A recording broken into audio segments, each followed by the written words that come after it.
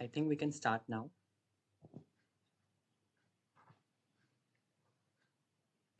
Yep, sure. Okay, so greetings everyone. Welcome to today's panel discussion cum knowledge session on centering indigenous epistemologies from Northeast India on this occasion of International Day of World's Indigenous Peoples. I, 𝗪𝗻, the General Secretary, along with 𝗪𝗻𝗀, the study circle head, will be moderating today's session. Allow me to introduce today's distinguished panel of speaker. We have with us Dr. 𝗪𝗻𝗁𝗁𝗪. He teaches at the Center for Linguistics, Jawaharlal Nehru University. He formerly taught at Department of Linguistics, Assam University.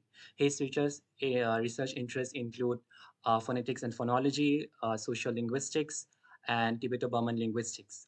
He has been actively associated with Central Institute of Indian Languages, Mysore, thereby completing a major project entitled The Comparative Study of Kuki-Chin Languages Spoken in Manipur.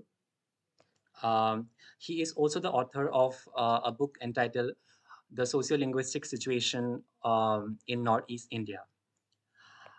Our second speaker is Dr. 𝗪𝗪𝗪𝗀. He teaches sociology at IIT Bombay. He was the 2017-18 Raghunathan Family or South Asian Fellow at Harvard University. His research interests include socioanthropology of infrastructure, sociology of development, tribal or indigenous studies, and Northeast Indian studies. His work has been published in various journals and in multiple edited book chapters. He is also the author of the book titled Infrastructure of Injustice, State and Politics in Manipur and Northeast. Thank you, Dr. 𝗪𝗁𝗁𝗪𝗀 and Dr. 𝗪𝗂𝗂. We are elated to have you for today's session. Before we move ahead with our discussion, I would like to tell a little bit about our study circle to our invited guests. Our study circle was established last year with a motive to encourage a culture of critical thinking, knowledge sharing, and discussion among the students of the cell pertaining to various issues of Northeast India. And it is with this aim and spirit that we engage with experts like you from various fields. So now I will hand it over to 𝗪𝗪𝗁 to continue the discussion.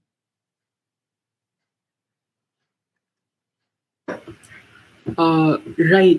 Thank you, 𝗪𝗻𝗁, for that lovely introductory speech, and thank you so much, panel, for taking out time today, and for your willingness to share your wisdom with us. And of course, thank you to our participants for being eager listeners and learners. I will be sharing the concept note with you in the chat box, but I'll also brief you a little bit about what we're going to delve into today.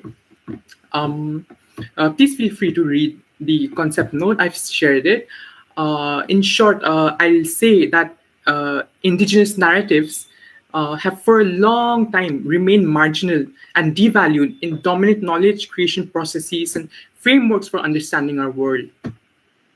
The Northeast holds the position of the quote-unquote other and has been labeled the periphery. And that is not just an allusion to the physical place we locate ourselves on, but also in axis of power and epistemic enunciation. It is time we dislocate it from the periphery and reframe the Northeast as a center from where constructive knowledge production can take place. Indigenous epistemologies from Northeast India have valuable insights to offer, and it's so important for us to pay attention and listen. It's important we come together like today and come together and learn, but most importantly, unlearn as well. On that note, I would like us to begin our session. Also a quick reminder, guys. You can, give your insights and your follow-up questions in the chat box below. Please be mindful of the language that you are using. We are recording this session. I'm sure I don't have to say that to you, but fair warning to everybody out there. And we will be opening the digital floor for interaction between the panel and the participants in the latter half of the session. So please, hold on to your questions till then. And yes, let us begin our session now. So my first question Oh, right. My first question should go out to Dr. 𝗪𝗪𝗀𝗀. Dr. 𝗪𝗲𝗂𝗧, I hope it's fine. I mean, as Dr. 𝗪𝗪𝗀𝗀 mentioned, he's in a precarious position right now. And I would like to really ask this question, Dr. 𝗪𝗪𝗀𝗀. Sir, as a renowned expert on the social linguistic landscape of Northeast India, can you provide us with insights into the growing vulnerable position of linguistic diversity in the region and its impact on the preservation of indigenous knowledge, cultural heritage, and traditional practices? Additionally, concerning all these vulnerabilities of tribal languages and our oral traditions, our orators, what approaches are/can be taken for their conservation, revitalization, and transmission? Okay, I really don't know the format of this discussion. I was prepared to give a very short presentation. So if you wish to go for a question and answer session, that also will be fine. So which one do you prefer? Should I go ahead with my presentation and take question later? Or should I directly answer your questions? What is the format of today's discussion? We're happy to accommodate you, sir. It is very well up to you. The best way that you think you can provide. Because the question that you asked are already there in my presentation. So it's a 13-slide presentation. I hope that this this presentation will send out some visible information. So may I proceed? Okay. So give me time. Let me share the screen. Problem with this Google Meet is not good for presentations. The moment I present, I won't be visible. I hope I'm still visible.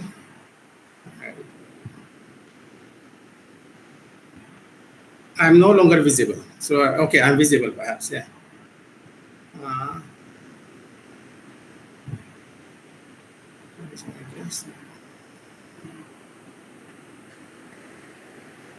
Can you see the screen?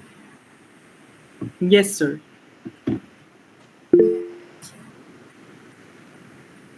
Okay. So before I start my presentation, I would like to thank the organizer of this today's talk. Seeing your invitation, I was pondering for a few hours whether to say yes or no, because I usually don't accept invitation unless the invitation is known to me.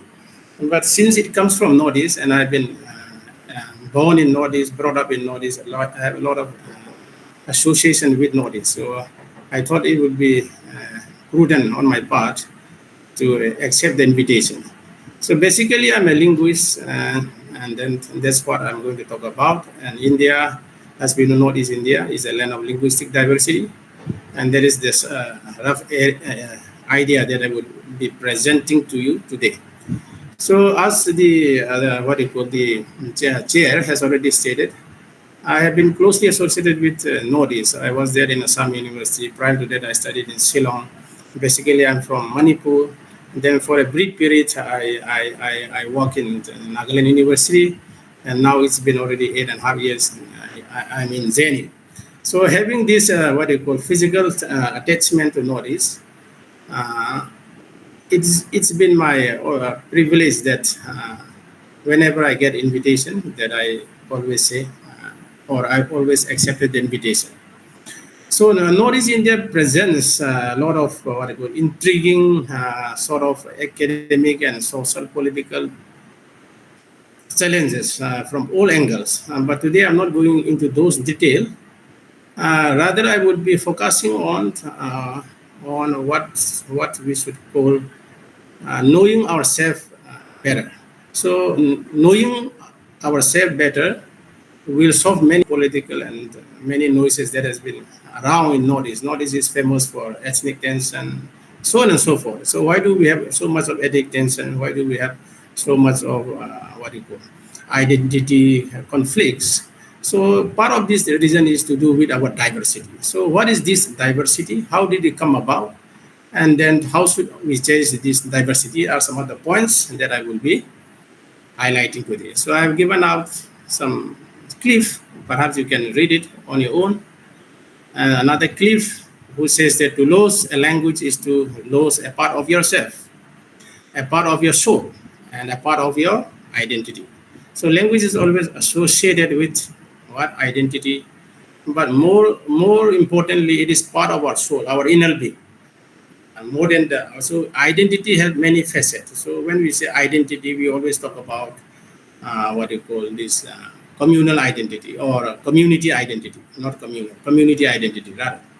So language and cultures are intertwined. So without language, there cannot be culture, and without culture, there cannot be language. So culture and language are intertwined. So they are two sides of the same coin. So Northeast India, as we know, is considered one of the most diverse regions of the world in terms of ethno-linguistic diversity. So the only region which is as diverse as Northeast India perhaps would be what you call Papua New Guinea. So after Papua New Guinea, so Northeast is one of the most diverse regions of the world, not only in terms of ethno-linguistic identity or diversity, but even in terms of what you call this biodiversity. So there is a co-relationship between biodiversity and what you call ethno-linguistic diversity, to which I will be coming on. So there are many studies which shows the co-relationship between this biodiversity and ethno-linguistic diversity. So let me, okay, can you see the slide? It's so small that I can see. Okay, now let me come briefly to explaining where did this diversity come from. So the story of many of the languages. So language is what you call biological endowment, but tribe is something that the government has given to us. But in the social parlance, we use more of tribes. But tribe is not a true identity. But our real identity is a language and culture. Identity is a sort of label that administrators since the time of British has given them, and it has been followed by the Indian government. And that's how we associate ourselves on the basis of tribes. There's nothing wrong about that because tribe is always political in nature, social in nature. Whereas language and culture are more inherent. So that is where something that, according to most belief, there was a land called Yellow Basin, Yellow Basin in China. So there, paddy was first invented. So after the invention, before the invention of paddy, the belief was that most of these Sino-Tibetan, we call Sino-Tibetan or Tibeto-Burman populations, mostly live in the mountains across the hills. They live in the mountains because those days the main sustenance for human being was this natural food that grow in the forest. So they depended on the forest for foraging. So we were foraging people, and that's why we all live in the mountains. But after paddy was invented in the Yellow Basin, it supported mass-scale life. So millions and millions of people could have live, and the civilization flourished in the Yellow Basin. Even till to this day, Yellow Basin is the epicenter of population even in China. So as population exploded, the Yellow Basin was not sufficient enough. So the foraging community or community has to look out for new alternatives. So the next alternative was along these Himalayan range. So Himalayan range is composed of Western Himalayan and also Eastern Himalayan. So that is where somewhere the root. So our root at the ancestral level is always from the north to the south and not vice versa. This is believed by most linguists, including Lapola and others. So how many languages are there? So the notion of how many people talk about, I say that language is our own identity and culture is our identity, and they are one and the same. So how many languages are there in Northeast is difficult to say, nor can you say about India, because the notion of language, whether the speech that you speak is a language or not, is determined by the government and not by linguists. So since the nature is such that government recognize so and so as languages. If your speech is not recognized as a language, then your language will not be there. So as a result of this, so we don't know the exact number of what we call languages spoken in Northeast India, but roughly many linguists believe that it's around 200 to 300 languages could have been spoken. And also there comes the distinction between dialects and language. So many of the dialects are recognized as language, and many distinct languages are recognized as one language. So those are the problems that that we face with counting the number of languages. And also, it is coupled with another problem. That is, some people don't want to be associated with one language group. I may speak X language, but I would not like to associate myself with X language. Rather, I would like to associate my identity with language Y. So there are many such circumstances which complicate the what they call counting of languages or getting the exact information about language. So language in recognition in this part of the world is heavily determined by tribal membership. Okay, we all are from tribal membership. We talk about, as I said at the outset. So it's heavily driven by tribal membership. So if you belong to one tribe, then you say that I speak that language. But linguists know that you may belong to one tribe, but within the tribe, there can be many languages, or rather the members of the tribes cannot understand each other. So one regional variety is another regional variety, and between them, and there is no mutual intelligibility. So those are also the problems relating to counting of languages. So according to what we call UNESCO, there are around 6,000 to 7,000 living languages. This is a rough estimate, and there is no sure number. So linguists believe that there are about 6,000 to around 7,000 languages in the world. Perhaps how many languages have died, nobody has information. But the estimate is that vast number of languages have gone buried without a trace. They are dead, no longer spoken. So more than 50,000 languages have disappeared. And what we find today is just a chunk of those languages that are alive.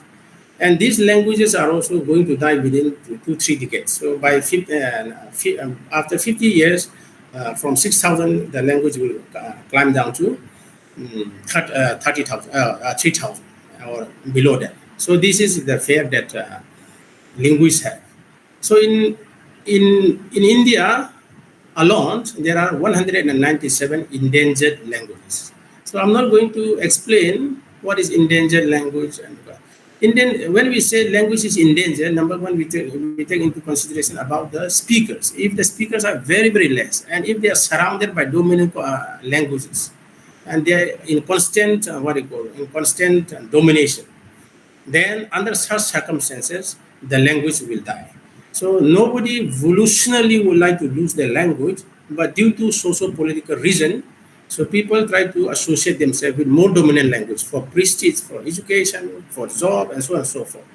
So as a result, because of these social political forces that are at work, the languages which are spoken by a very marginal speaker will tend to lose out in an immediate future. And in Northeast India also, the many languages have already gone dead, and that I will come later on. So I have given out of 197 living endangered languages, 105 are spoken in Northeast alone.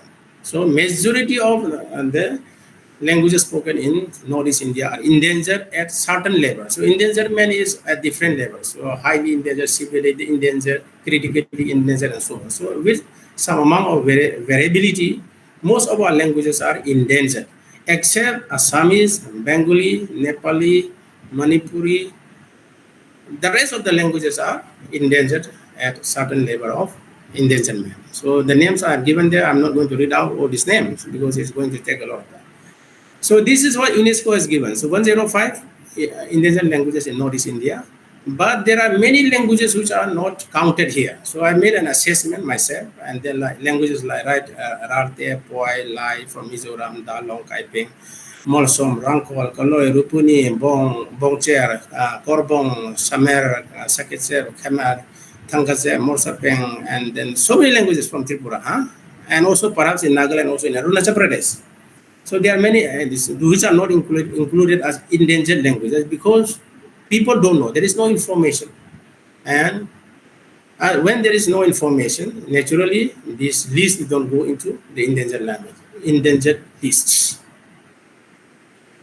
So now let me come quickly to the factors which cause language endangerment. So why do language become endangered? So number one is due to 𝗪. So 𝗪, okay?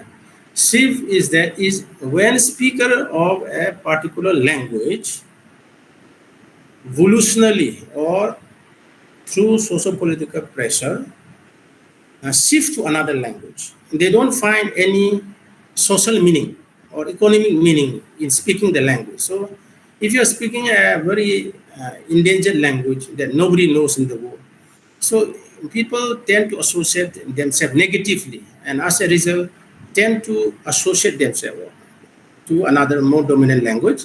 And this is one of the phenomena, worst phenomena, which leads to language endangerment. So language shift, okay? The people have shifted to another language, not because of choice.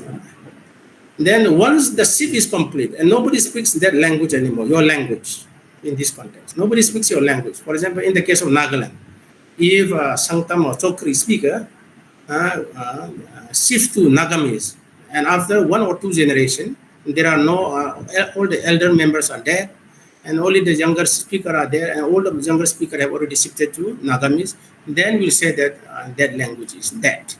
So language death happens in that way. So in the case of language shift, the people are not dead. Not dead in the sense, people don't die. The whole population don't die. It is only that they have shifted to another language. That's what I say. In the case of language shift, the speakers are not dead, but it is a conscious choice to shift to another language because of social and economic and other reasons. So there are 2 distinctions between language shift and language death. Language shift is because of social pressure or because the speaker have consciously chose to shift to another language. In the case of language death, when we say language death can be due to many factors, like coercion, or you're coerced to give up your language. In the past, so many languages died because the ruler captured the citizen and made them speak their language. Or it could be due to plague. If there is, in the past, there are so many plagues. The whole population who speak a particular language are wiped out by plague. Or it can be due to natural calamities, a cyclone, or landslide, or famine, etc., etc. So that leads to language death. And there are many cases where I'm not going into specifics because that will take a lot of time. And language shift is also not straightforward. Sometimes the younger speaker tend to shift to another language, more dominant language, whereas the elderly people speaker, the old ones, tend to speak their language in their local setting. If such scenario exists, then there is a possibility of revitalizing the language. You can revitalize the language by several factors, through language planning, through spreading of awareness about the importance of your language, and so on and so forth. And many languages have been revived around the world in that way. So the only language which I know, which is dead and which is revived, is Hebrew. So in Hebrew is the only language which was dead. We know how is the land of what you call Israel. The Israelis were forced to move out of their land, and then they were spread in Europe and many. And when they came back to their land, there was nobody to speak the language. But there was a condition in. There is a lot of attachment by the Israelite, by the Hebrews, that without the language, there cannot be a nation for the Hebrews. So for them, language was conceived as the identity. So in that way, they were lucky in the sense that the language Hebrew was still written in liturgical texts, in the old text, when I say liturgical, in the religious text. The religious text was still alive, and then the first person, Ben Yehuda, they were the first people, language activists. They vowed, they made a promise that they will speak only their language, no other language, and that's how they revived the language. But the language Hebrew, which is spoken today in Israel, is not the same as the Hebrew that was spoken in the Old Testament. So, because the Old Testament Hebrew is no longer spoken. Other than that, we don't know any language which was dead and now recovered or brought back to life. So, example of language shift. So there are like we must have a heart of 𝗪𝗏𝗁𝗲. These are all dead languages. They are no longer spoken. So these people have shifted to Manipuri in Manipur. So 𝗪𝗏 nobody speaks. I'm told that 1 or 2% remember something, but not much. His name is 99.9 people have already stopped speaking 𝗪𝗏 in favor of Mizo, and many other languages in Mizoram also face the similar fate.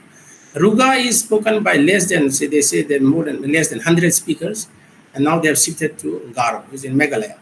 And then 𝗘𝗽𝗶𝗃, earlier Assam was ruled by the Ahom king. So they brought along with them their text, their religion, and also the language. Now that language is already shifted to Assamese and so forth. And then Rajbongshi, and there are many examples that I would not like to discuss further. So, in order for us to maintain our language, which is the most crucial determinant for our identity, the attitude plays a very, very important role.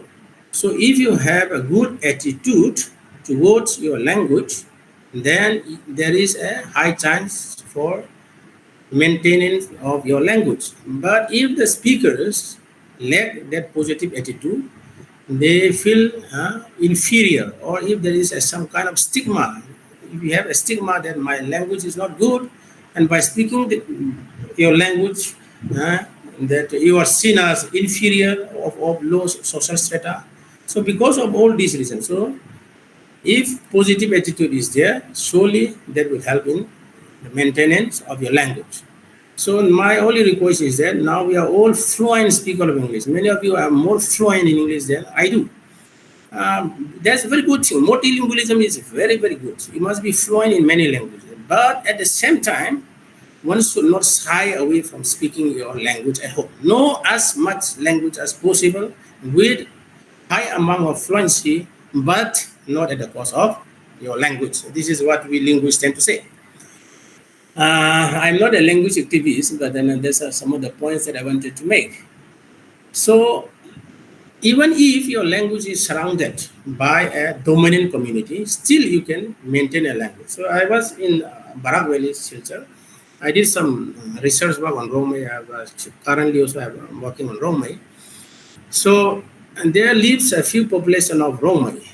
Inside the home domain and community domain, they speak the language with one another among father children, and the language is quite strong, vital. But the moment they step out of their house, they have to use Bengali. So even in the midst of dominant language, you can always define. Okay, among yourself, you speak only your language. When another person is there, then you can't use your language anymore. Another speaker for another language. In that case, you may use the language. But within the home domain, community domain, and home domain, one should always use the language in order to safeguard the language. And there is also another reverse trend. Even majority language, or the language spoken by majority people, can also be endangered. But this is not frequent. This is not frequent. It's a real kind of phenomenon. So we have not seen any big language dying out under the influence of small language. The influence is always from the less dominant to the more dominant.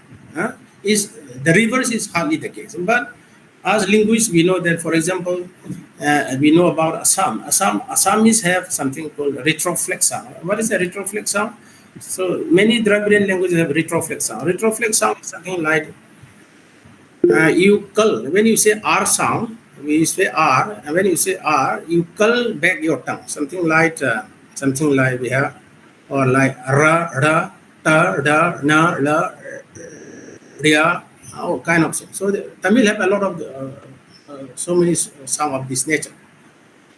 But under the influence of Tibeto-Burman languages, this retroflex sound is no longer present in Assamese. So these are few exceptions. I don't think this is worth noting for non-linguists. Now I'm almost coming to the end of my talk. Right? Where is my?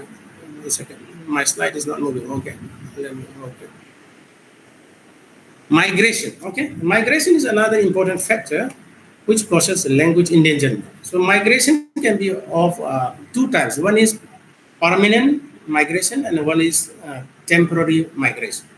So we all migrate. So for example, from Nagaland Pek district or somewhere in another district, you move down to Kohima or to Dimapur, because there is where you have all the modern amenities, education facilities there. So then those are called temporary or local migration. Another migration is that you move forever, you never come back, and then once you don't come back, then you have no connection with your people.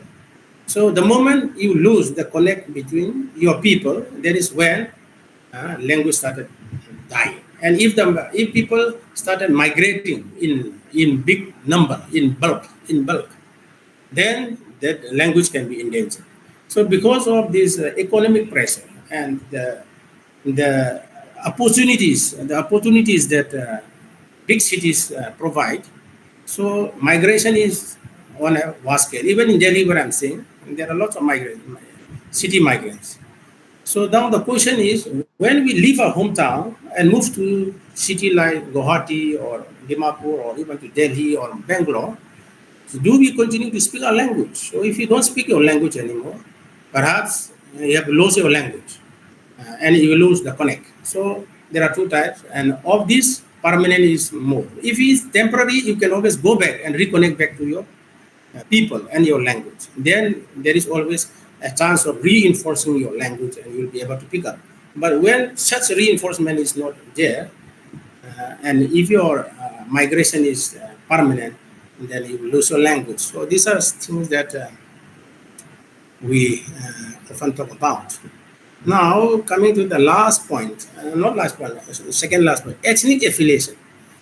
So I told you there are different types of identity. One is linguistic and cultural identity, which is more or less genetical, more or less biological. That means you inherit it from your grandparent, parent, and so on. So these are called biological or genetic identity.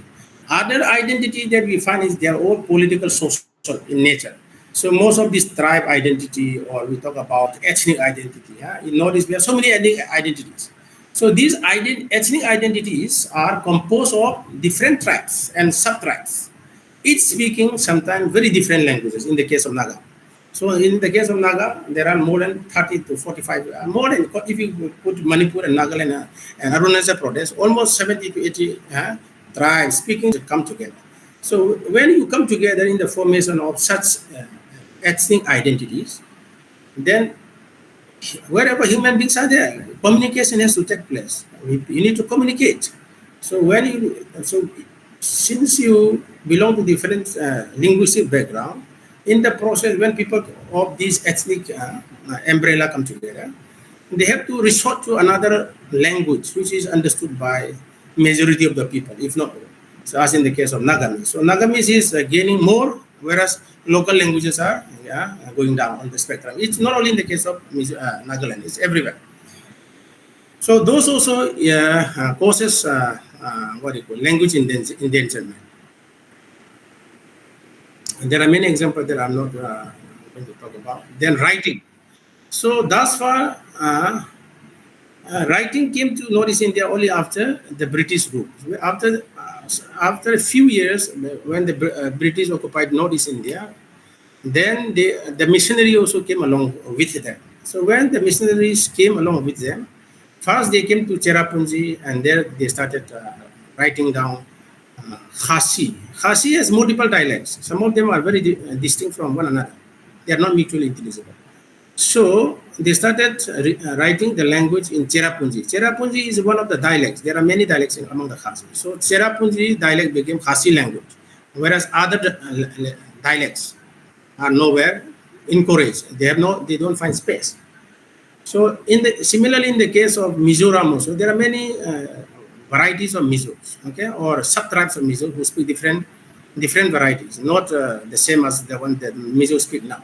So when the missionary entered there, they started writing down the Bible and translating the Bible and other texts into Dulin. Dulin is one of the tribes and one of the dialects, and they started writing there. As a result, other varieties were leveled up. So one language and the rest are leveled out. Leveled out means they have no space. So those things causes language endangerment.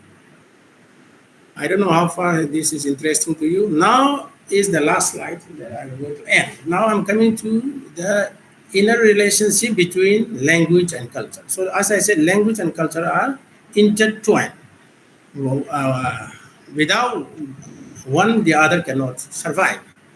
So every language is spoken in certain cultural context. So a language has its cultural context or its own geographical or whole context. Whole, when I say whole in the sense of geographical context. So something like 𝗤𝗏 will be spoken in the land of the 𝗤𝗏, or something Mizo will be spoken in the land of the Mizo, something like that. That is our whole. So a language has its own cultural space. And a language, each language is sufficient unto itself to express that worldview or that cultural space or worldview. So your language is sufficient only to express all the things that are around there in your cultural setting. Your language is not sufficient to express English or German or other things because they live in different cultural setting. So that means that culture shapes language.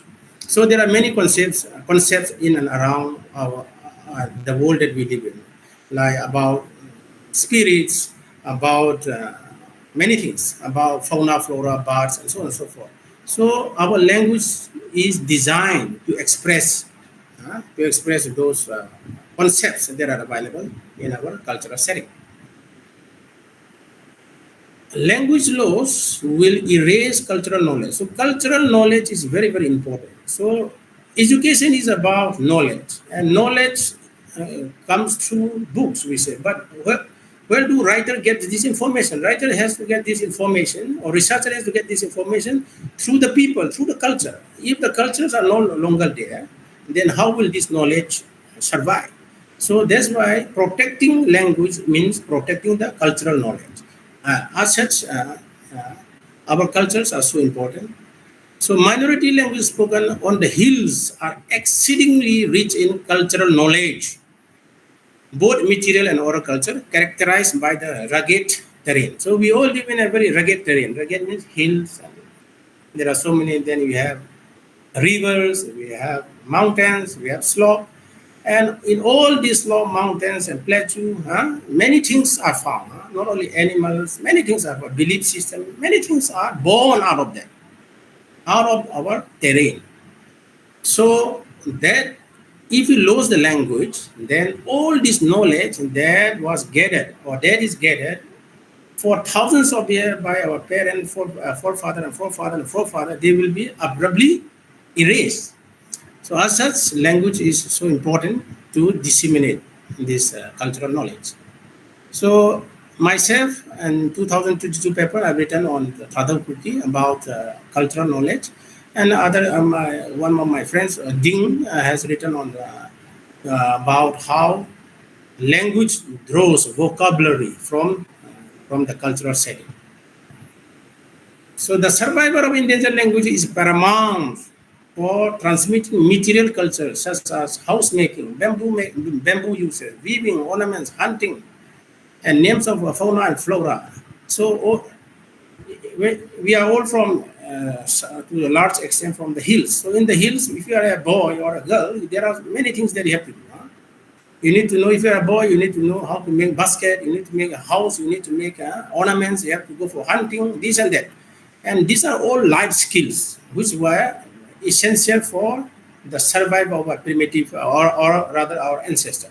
So all this knowledge, now we don't have those practices anymore. Those practices have changed but because the language is still alive, we can still restore back those knowledge. But if our language is there, then those vital information will be totally lost out. Lastly, the survival of endangered language is crucial for preserving oral culture. So I divide culture into two: material culture and oral culture. Material is something that you can see, you can touch, and it's a concrete kind of thing. Oral is something that is only transmitted through language, such as like stories, songs, and speech taboo, riddles, lullabies, ritual, greetings, curses, and abuses. So in many languages now, nobody curse. There are no curse words that I have widely heard in Northeast India. But in the past, cursing and abuses were very common through the use of your genital organs or genital organs of your parent or vital. So many vital expressions were there. Nowadays, because of education and also advancement, and also because of Christianity to some extent, people don't use many of these abusive language and curses. Curses are not real curses. Curses can be used for multiple purposes. Just because I love you and you are disobedient, I keep on going against my advice, then I curse you. That cursing, the semantic content is very, very ugly, but the intention is not that. So there are those things that I've discussed in my paper, but I don't want to. Lastly, there are two things. If we want to protect or preserve our languages, one thing is that these minority languages, endangered languages should be preserved. Educated people, social workers, or even people who made public policy, they should always ensure that minority communities, especially the endangered languages, their land. So long as the land is there, the language will somehow live. But if they are erased from their territory, the moment you erase them from their territory, the next day they will be speaking other language. So the land is very important, and also their linguistic rights and cultural rights should be protected. So if you do this, even the most endangered language, like some of my field work has less than 500 languages, still they have the land. So there still people still speak their language. But the moment you go and throw them out, then these people next day will speak another language. So I hope I make some sense. I don't know how much this interests you. So thank you for listening to me. So with this, may I end my deliberation. Thank you. That was it. Very, very enlightening, and really I don't know. It was such an amazing lecture that you gave. I think we have follow-up questions to that as well. I'm happy that people have thought deeply about it, ruminated about it. I quickly ask, we'll do 2, 3 maybe follow-up questions. Please quickly ask your questions.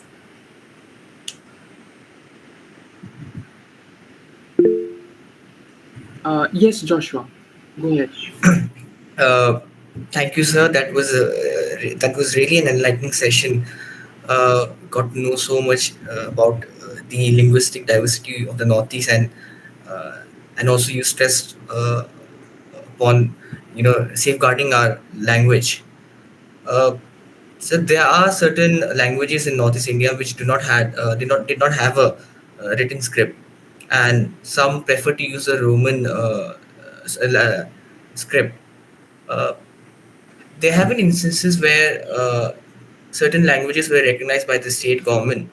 For example, Bodo's, how they were when they were included in the 8th schedule, or the recent 𝗥𝗶𝗶𝗀𝗏.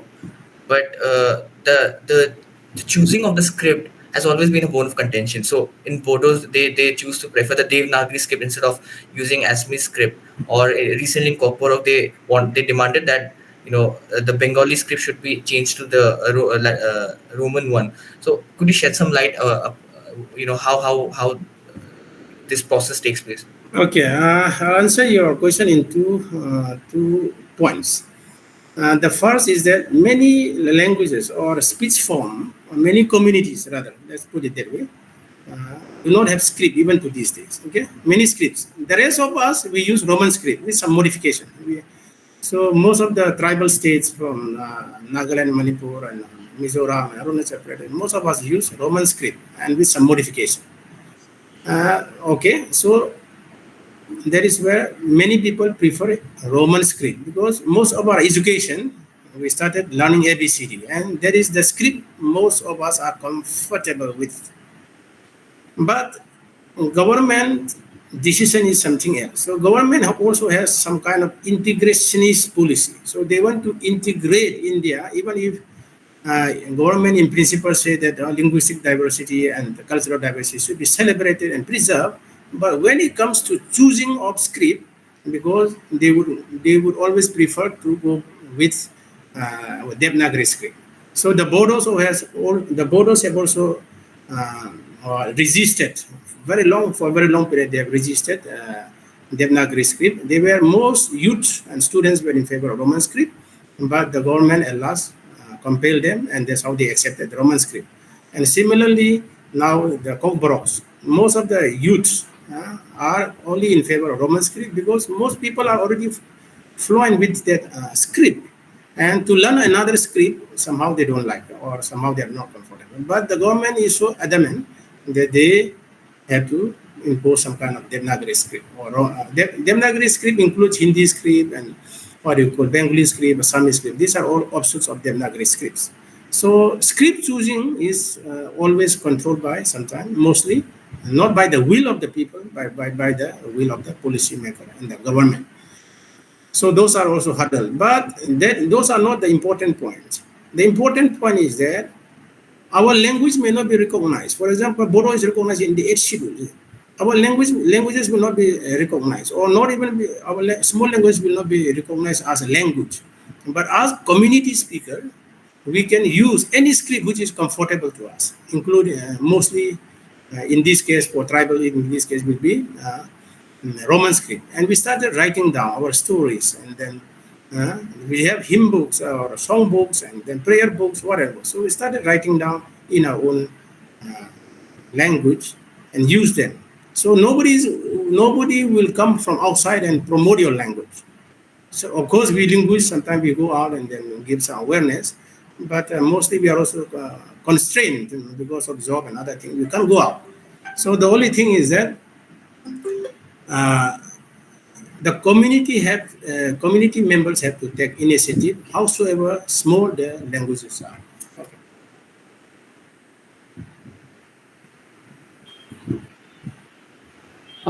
Great. Yes, Hamiron, you have a question? Yes, a little out of context question for Dr. 𝗪𝗓𝗧. Given considering the decline of languages in Northeast, what initiatives can be taken at the policy level for conservation or documentation of these endangered languages? Yeah, this is a very good question. How do we preserve languages are dying? So one friend of mine told me that languages are naturally going to die. So why should you bother? So let us start teaching our children in English, because at the end there will be only one language.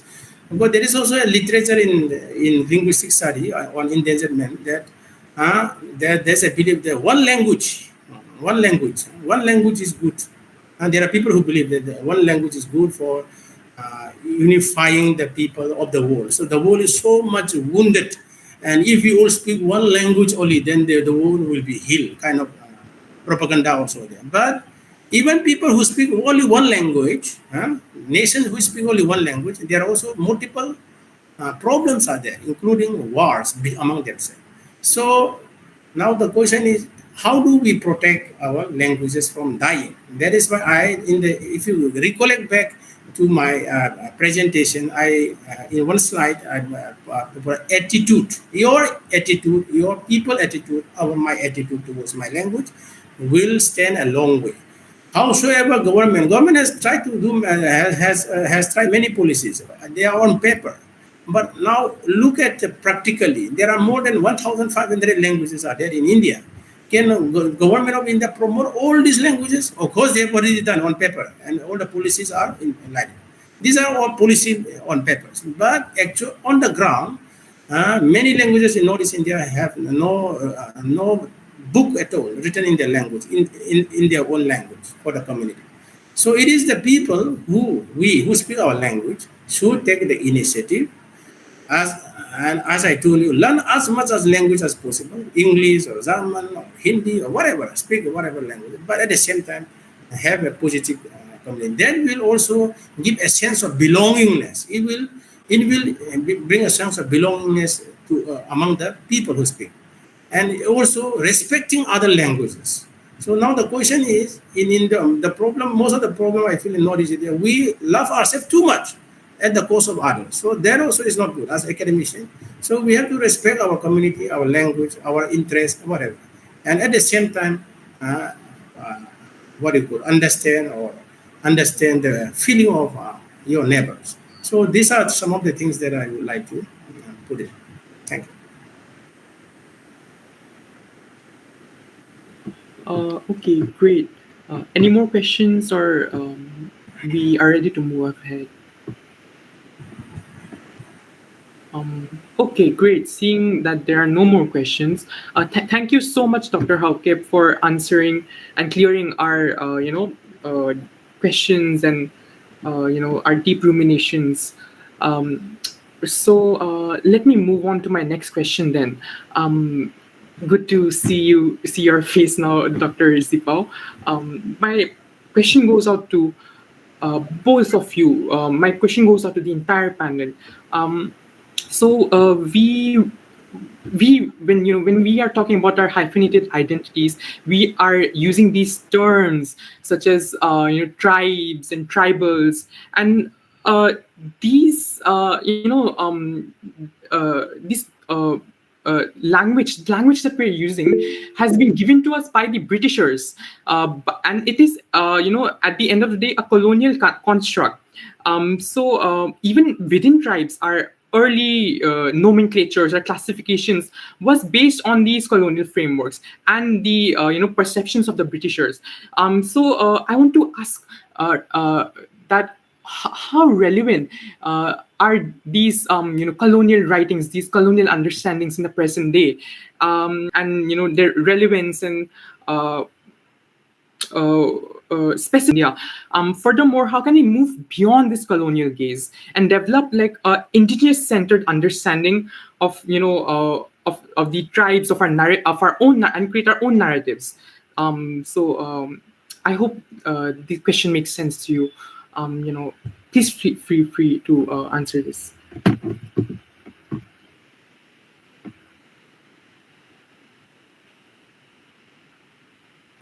Is this question directed to me or Professor 𝗪𝗍𝗏? Because I'm not a linguist. This question is directed to the entire panel. Please, anybody can share their insights on this. Dr. 𝗪𝗍𝗏, if you wish to, speak on this. Co-panelists can try. There's nothing wrong. Yeah, the Northeast, as I said, we have so many nomenclatures. I've written about nomenclature. If you could visit some of my academia.edu pages, you'll find. So we have so many nomenclatures, and these nomenclatures are nothing to my mind. It is only the feeling that we are different from you. So the moment I feel that I'm different from you, then we started creating another nomenclature. And nomenclature is not bound by same linguistic identity or cultural identity. For example, if I may take for the sake of the argument, if I say, what is the Naga identity? It is not bound by linguistic identity, not by cultural identity, but there is a political feeling there by uniting all of these people for political or for cultural purpose they invite. And the moment you feel that these nomenclatures are not serving your purpose, then a new nomenclature is born. It's not only be the case of and many of these nomenclature that we talk about now, broad nomenclature. For example, if we talk about 𝗪𝗡𝗪𝗪𝗪 in Arunachal Pradesh, or Naga in Arunachal Pradesh, in Nagaland, and also and Kuki also in Manipur. These are the nomenclature given by the Britishers, who came in contact with the Assamese and Bengali first. So they came in contact with them. So they don't know this name. So they don't know the people who live on the 𝗪𝗏𝗀 hill. So they ask them, how do we call those people who live on the 𝗪𝗏𝗀 range? They say that, oh, they are Naga, something like that. What about those people who live in the Chunjing River? They say no, they are Kuki. So these terms are given by, mostly given by Britishers. And 𝗪𝗡𝗪𝗪. So Abor is something like Adi, today they call Ada. So in addition to all these names, we also have our local name. Our local names are not reflected in the textbook, and only the colonial names are given. And sometimes there is no problem there. The problem is that when this nomenclature comes into contents, we find a lot of problem. Now the question is, we are not here to solve a social problem, but we are here only to enlighten ourselves. So when this nomenclature come into contestation, then we see those sort of a problem that we see. Otherwise, that's why after becoming a linguist, I said, what is your identity? Then you make I say my parent is Kuki or mother, but as such, I don't have that, what you call that deep sense of that I have only my Kuki. That centric is no longer there. I think that is the spirit that I would like to imbue on the younger generation, while acknowledging your people, also acknowledging others. Thank you.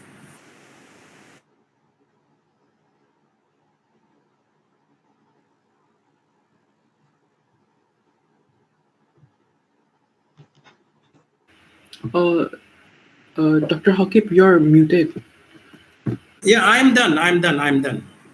Okay. Right. I hope that made sense to everybody. Hamiron, will you ask the next question, please? Okay. My next question is directed towards Dr. Friday.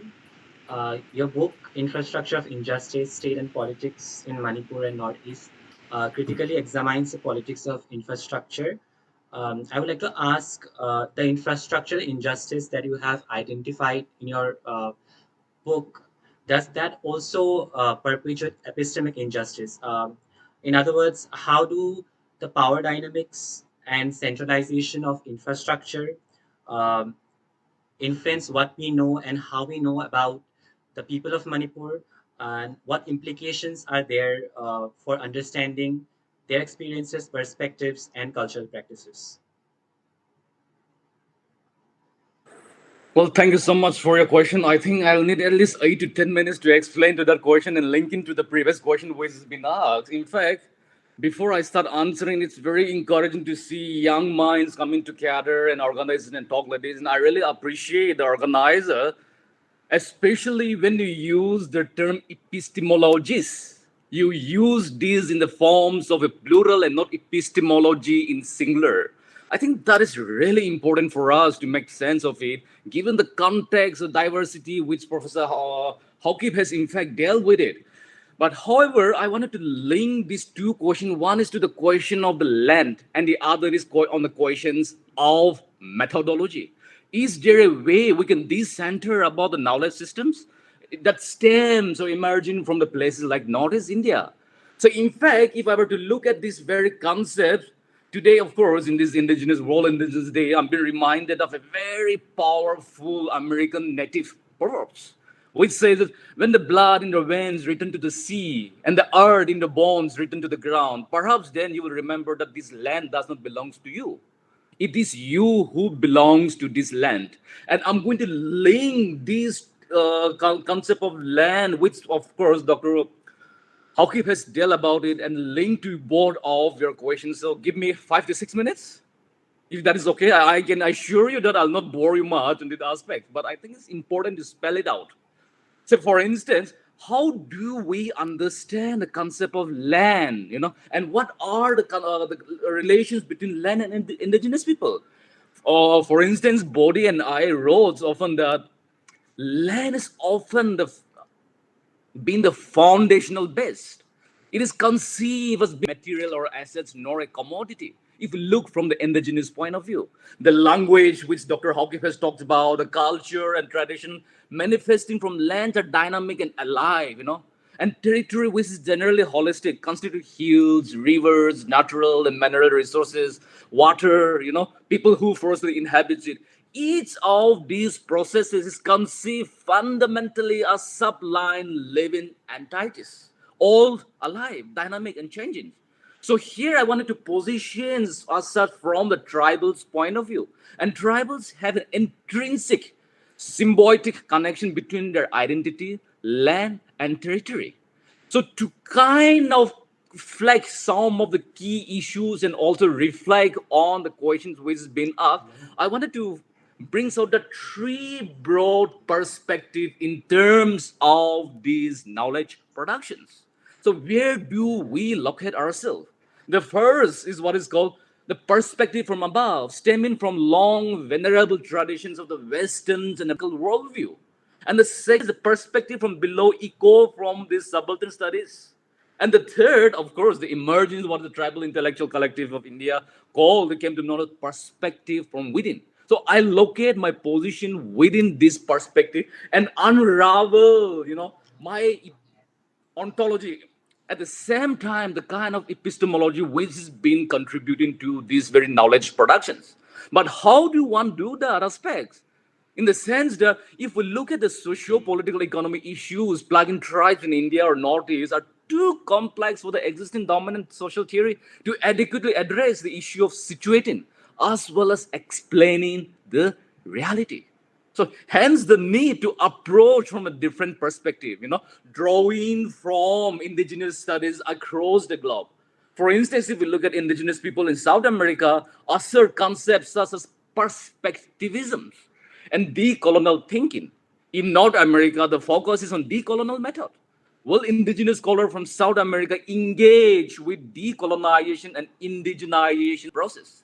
Say, for instance, the Maoris of New Zealand, especially the right-hander Professor Linda Tohiwa Smith, posits about decolonizing methodology as the way forward. So indigenous people from Australia assert what is called truth-telling, healing, and decolonizations of the stolen generation by the colonizer.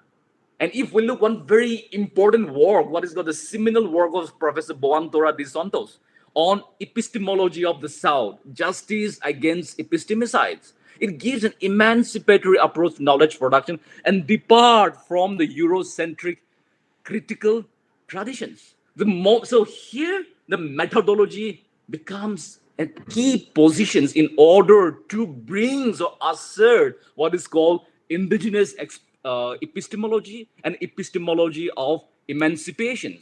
So here the need for a new approach like engage observations, which Professor Bodhi talks about, as opposed to that of participant observation, often used by anthropologists. So if we continue to use colonial approach, framework, and methods to engage, our social reality, we end up what is called reproducing epistemologies of oppressions rather than epistemological emancipations. So to answer your questions, for instance, now I'm coming down, I need to clearly lay out what is my ontology and what are the kind of methods I employ in doing understanding, unraveling, and examine the tribal or indigenous epistemology. So in most of my field, that is ontology, and doing, that is methods. So here, in most of my research, I share similar cultural norms and cosmological belief system with my participants, where I trace my origin story to Michael village, what is called the Naga dispersal site.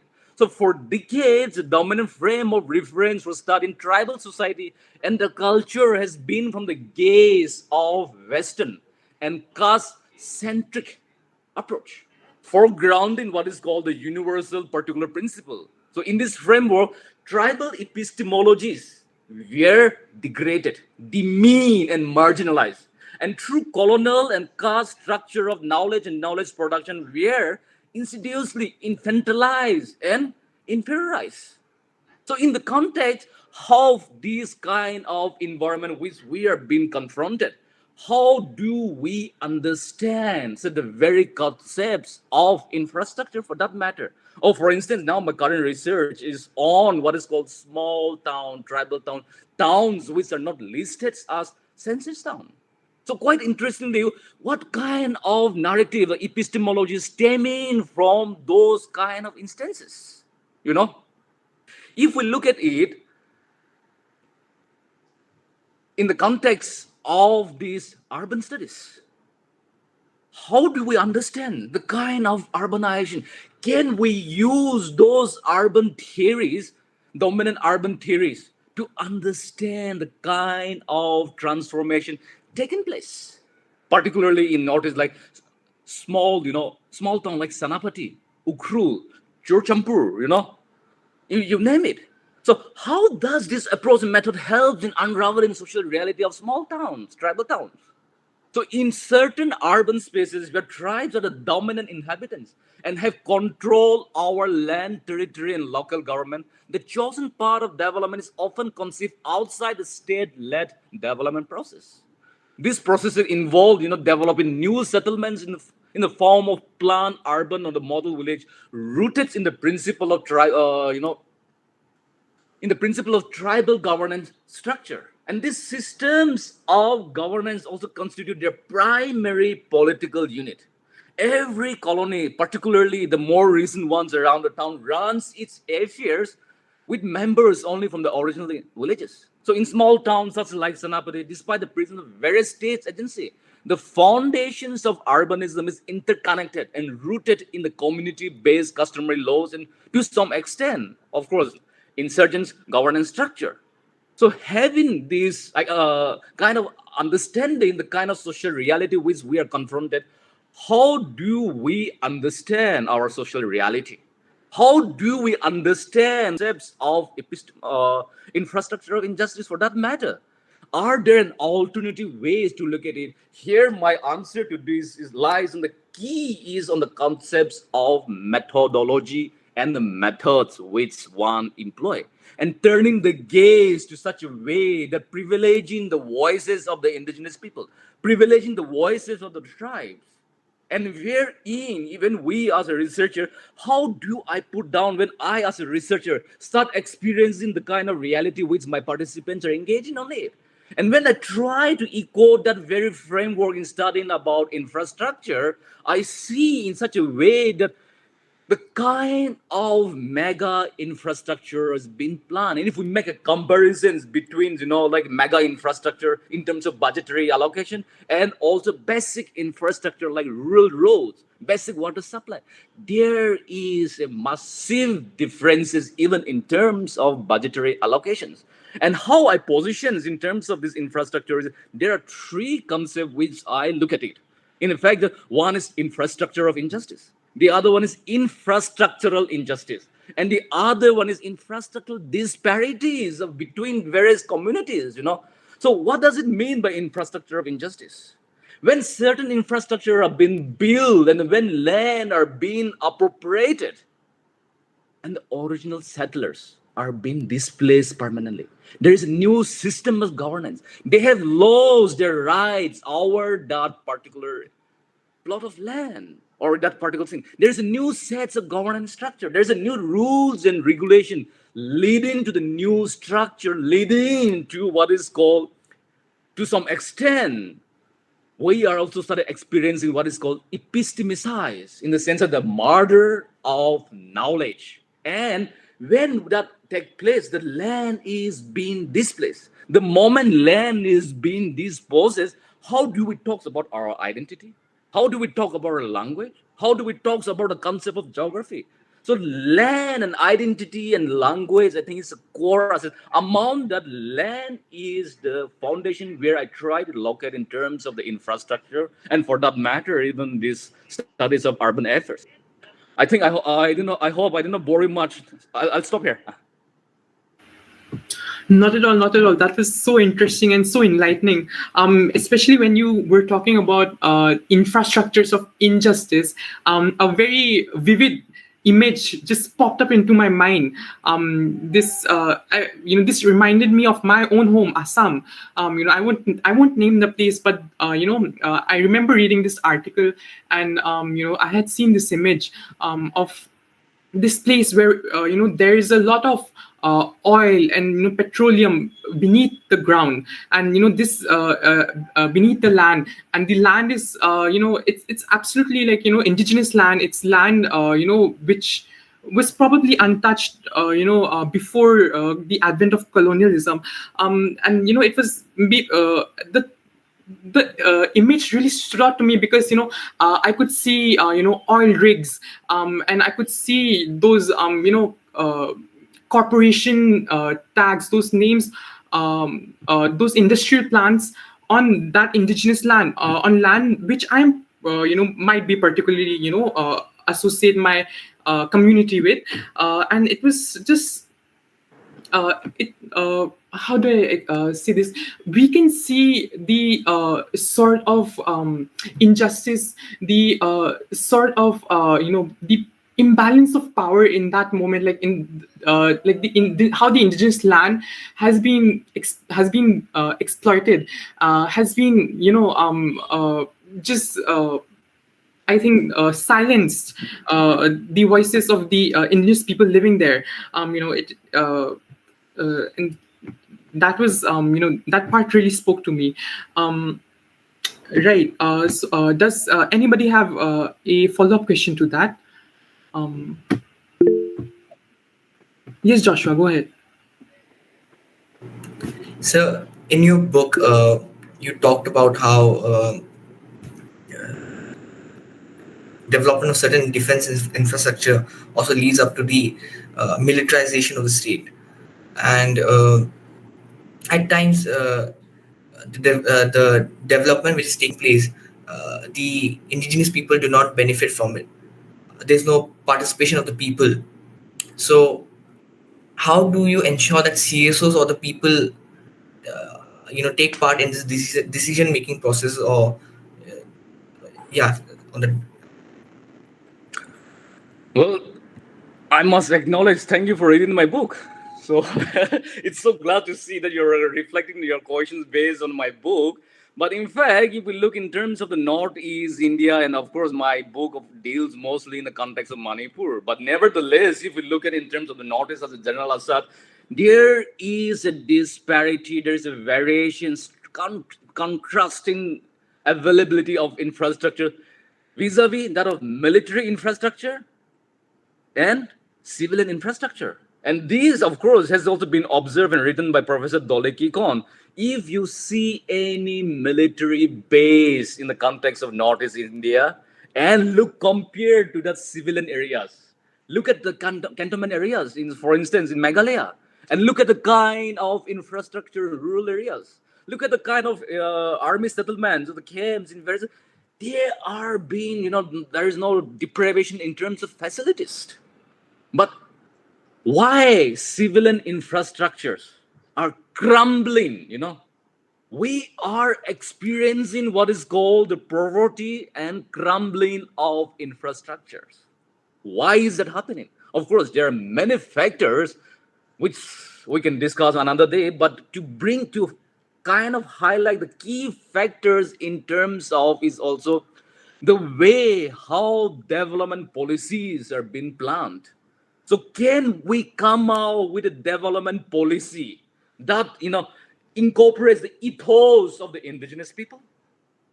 So that's the key I think we need to understand in terms of trying to formulate a development policy. So for instance, I'll quickly give one example. How do we deepen, tribal urbanisms, or say in the context of the urban areas, development of urban areas?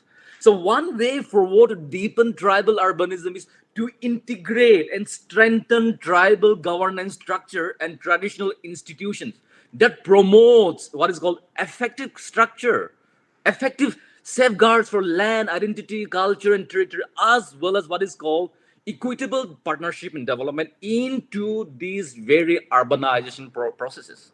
And however, it is also equally important to streamline a mechanism of collective planning of urban space or town with a blend of indigeneity. At the same time, when I'm talking about traditional institutions, we need to also question those institutions that doesn't promote in terms of gender equality. That's, that privilege males folks over the females. So we should question such kind of tradition and invoke those traditions which incorporate all the safeguards, the identity, land, and the culture. And here, when we talk about development policy, it all boils down to these very aspects. So the question is that, can there be a development with justice? So can there be development with justice? An epistemological emancipation that takes into account of the historical injustice matter to indigenous people across the globe and recenter what is called indigenous knowledge, make it part of the policy processes. I think I'm taking stuff here. Yes, please go ahead. Hello, Professor. Thank you so much for your talk. That was very enlightening. You mentioned indigenous methodology that really sparked my interest. My question to you would be, if we were to develop our own indigenous methodology within the context of Northeast, and your area of expertise is in Manipur, how would that construction look like, or how do we even begin that conversation? That's an excellent question, and I think you really hit the core in terms of the very fabric of research or even academia. Say, for instance, if I continue to use the kind of theories which was theorized in 1800s or 1900s, and use that very concept to understand our social reality, we are moving towards epistemological injustice. We need to privilege the context. Here, there is a theory which is called contextualization theory. And Professor 𝗖𝗍𝗋𝗀 has written a lot about in terms of the contextualization. So basically, the contextualization theory is talking about let the context speak, let the context produce the theory. But in order to do so, we also need to have methods. What methodological framework are we to use in order to understand very distinct social reality, very different from that of the caste society? For instance, I acknowledge that tribal society in India is not a homogeneous category. And I acknowledge that the very fact that tribal society is an egalitarian society is a myth. It's not an egalitarian society. And at the same time, we should also acknowledge that as compared to caste society, tribes are more egalitarian than that of, the caste society. That also we need to acknowledge that. So here the key question is, how do I unravel that very process? In the sense that, how do I justify? Do I position myself as an empiricist?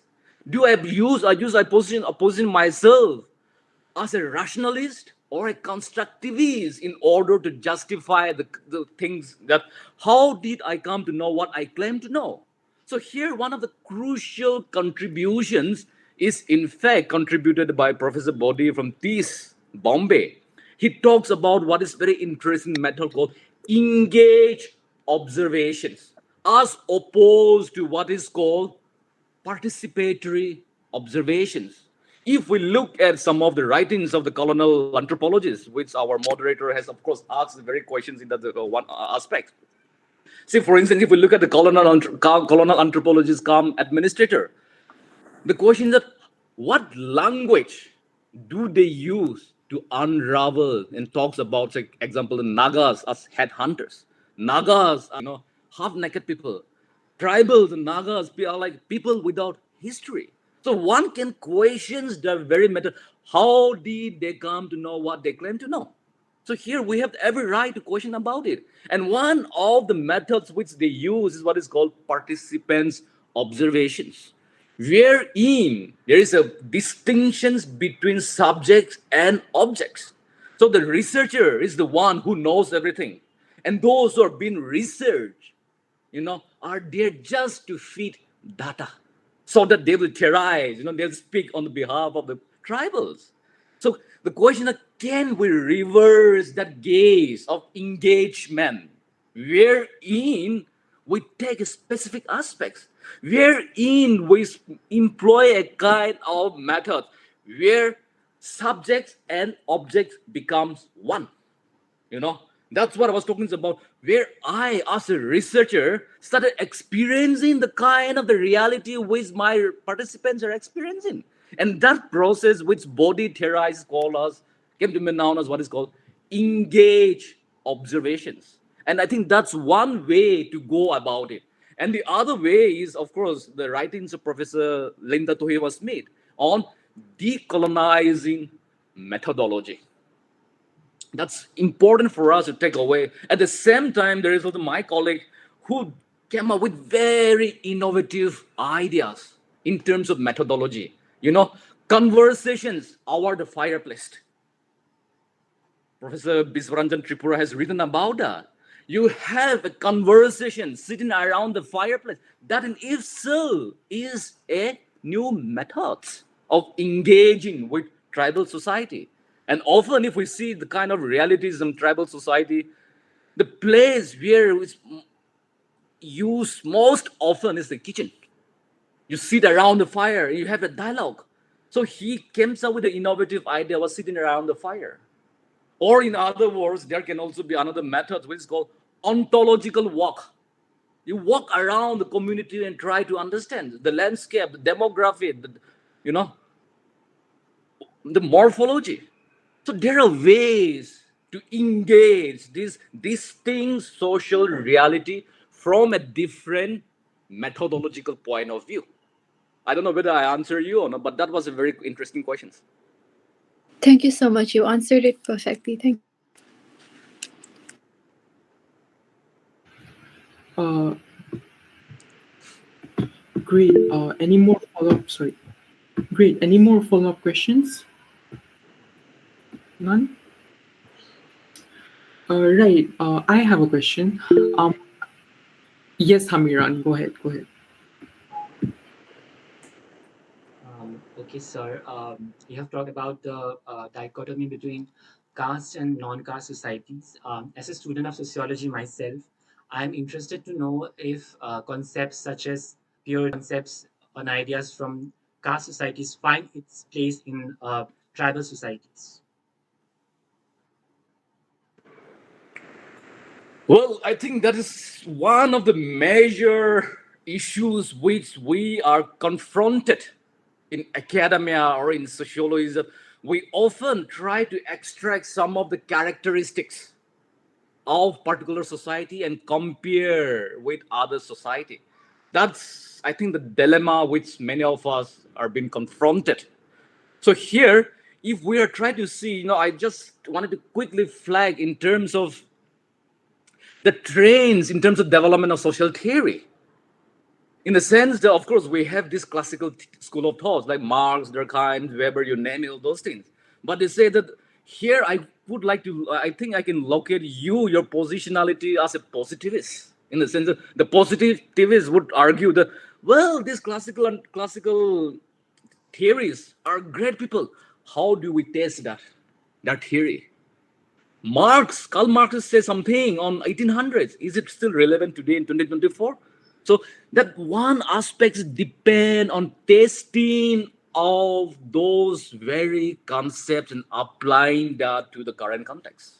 So in this aspect, there is a clear distinctions, and more so the dominant trend in terms of tribal society, in terms of studying tribal society in sociology, for that matter, anthropology, making a comparisons between caste and non-caste society. So most of the time, it is like, how much tribe has become part of caste? How much tribe has become part of peasant society? How much tribe has started practicing what is called the caste society ways of practicing it? That has been the dominant trend in terms of sociology until the interventions of Professor Eugenius 𝗥𝗏 in early 1990s, when he wrote Tribes as Indigenous People. That's where he lay out the clear distinctions that tribal society has to be studied in its own right, not in comparisons to like caste society. So tribal society, as much as like any other society, there are their own being, their distinct being. So why should we study tribes in comparison to the caste? So studying tribal society as their own very being in itself will privilege what is called tribal epistemology rather than comparing with caste society. So, this tribe has transformed itself and become so much like, caste category society. All these tribes started practicing about this particular religion and became like one of those stuff. So Professor Kaka clearly asserted and pointed out that no, there is a different ways. And here there is a twist or turn in terms of methodology, in terms of engaging. So taking a clue from the work of Professor Virginus Kaka, we Tribal Intellectual Collective India has come up with a concept like, how do we privilege what is called perspective from within, and privilege the voices of our own society. But that doesn't mean that other society can also study tribal society. In the sense that I'm not positioning in such that also others should never study tribal society or never study indigenous people. No. But here is that, can we produce knowledge that is respectful, that is emancipatory in nature, rather than putting in kind of the producing the knowledge that degrades certain communities?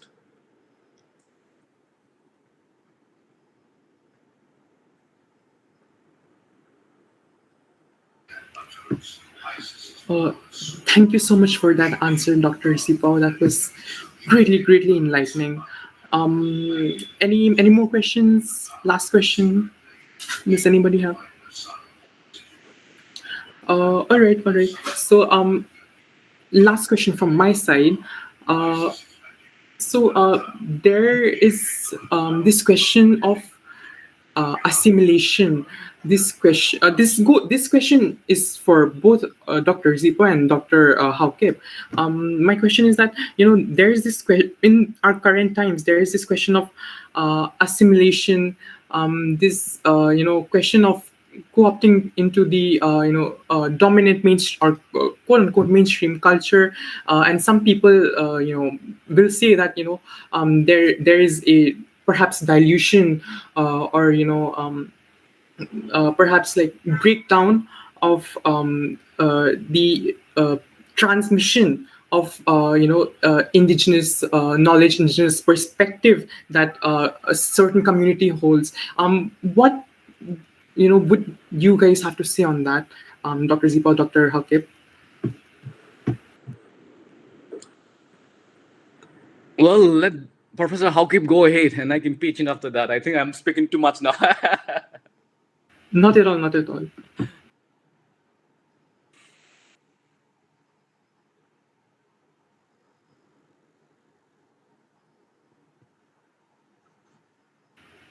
Hello. Dr. 𝗪𝗁𝗏. Yes, you're audible. In fact, I am driving. Anyway, I've stopped now. Okay, let me answer your question. Assimilation. I don't know what you mean by assimilation. Assimilation in terms of the infrastructural development or cultural assimilation. So I will answer to the second assimilation, which is cultural. So cultural, language, whatever, as I told in the beginning of my talk, and they are not monolithic, unit. They keep on changing. So there is a line which says that everything under the sun is subject to change, and language also is subject to change. So is culture. So if you trace, now there's an interesting story. At least all of us, most of us in Northeast India, we belong to Tibeto-Burman family stock.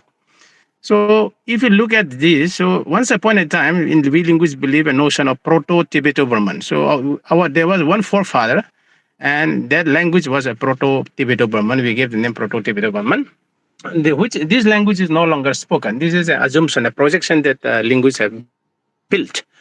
And all of us are descendant in a way. We are branches and sub-branches of that great language family. So in the process of history, so we don't know when our forefathers, I think the history of Proto-Tibetan-Burman is more than 5,000, 10,000. We don't know the exact year, and nobody can give that year. But what is sure is that through millennia, we have been, breaking away from that stock. So in the process of breaking away from that stock, and also in search of food, that the migration that I told you about. So even in Manipur, in the context of Manipur, so the route is mainly from the northern, and then through Burma, and then we enter into Manipur or from other region also. For the case, in the case of Bodo and Garo languages, they without entering into Burma, they reside in the foothills of plain of Assam. So in the process of these thousands and thousands of living together with other people, we come in contact with the Indo-Aryan and many other languages. So we are naturally subject to change. As a result, if you examine our present culture, so for example, most of the houses of the Nagas, you find they have copied more or less in the style of the plain dweller, mud, without kind of raised platform. Whereas we look at the case of some of these Arunachal tribe and also most of the Kuki-Chin tribes, they have traditional houses have some kind of raised platform where made of bamboo or woods. But gradually we also changed our style of living and kind of thing. And then even our language also is substantially changed. So if you are close to Manipuri, then there will be a lot of borrowing from Manipuri. It's a natural process to cut it short that we human beings have gone through for several years, and which we will continue to do. And in this process of assimilation, as I said, bringing back language and culture into the spectrum, then many of these language, all culture will wane if there are no people to celebrate or talk about the language, and new languages will be spoken. So how do we, as an academician, how do we? One is understanding that we understand the culture and language, and not only culture, everything, even development. If you're talking, I'm not entering into developmental and infrastructural. So those are also ever changing. So there's nothing that we can stop about changing. The only thing is that we try to understand that, and then which is good, as the previous speaker said, we have to adopt our indigenous practices, which will be best for us, which will be more more enduring for us, or which will be more beneficial for us. So those are the things that our forefathers have taken, and then now my generation, now your generation. So generation to generation, we have to keep this process of knowledge that I talk about. If you know the root, then even the end, there will be always some kind of connect. If not 100% connect, there will be always a connectivity to your root, to your ancestry. But the moment you lose your root, and then you start all of a sudden to somewhere nowhere, and then you started believing it as a kind of your root. So, and with so many kind of theories and philosophy coming into play, one will be tempted to incline to believe that, oh, we are so and so when you are not. Thank you. I'm done. Hello? Yes, sir. Thank you so much for that answer. Have the digital floor is open for the participants to speak their mind. Please feel free to raise your hand and unmute yourself, or please comment in the chat box below.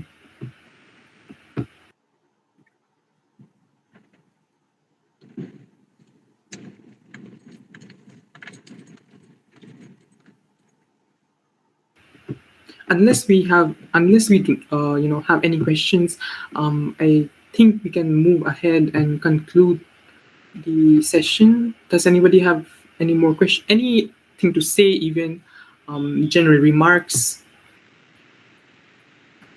We're open to anything.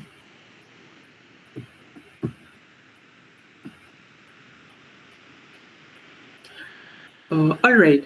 So with that, we are concluding our very, very enlightening and such an invigorating session on Indigenous epistemologies. I now call forth our Vice President, Joshua Singson, to give us the vote of thanks. Please, Joshua, go ahead. Very good evening. I would like to thank each and everyone who joined us today by taking some precious time from their busy schedule. Special thanks are due to our esteemed speakers, Dr. 𝗖𝗍𝗶𝗀 and Dr. Pautang. It was really an enlightening session. and I hope that the audience will ponder upon the points raised in it. I would also like to thank our teacher in charge, Dr. Santa Cruz, under whose guidance this session was conceptualized. I would also like to express my appreciation for the president of the Northeast Cell, Madam Murari Majumdar, for his unwavering leadership. Last but not the least, I would like to thank anchors Himanshu and Hamiron for doing such a wonderful job during today's session. Thank you. Thank you all. Thank you all for attending. Let's keep this spirit up. Thank you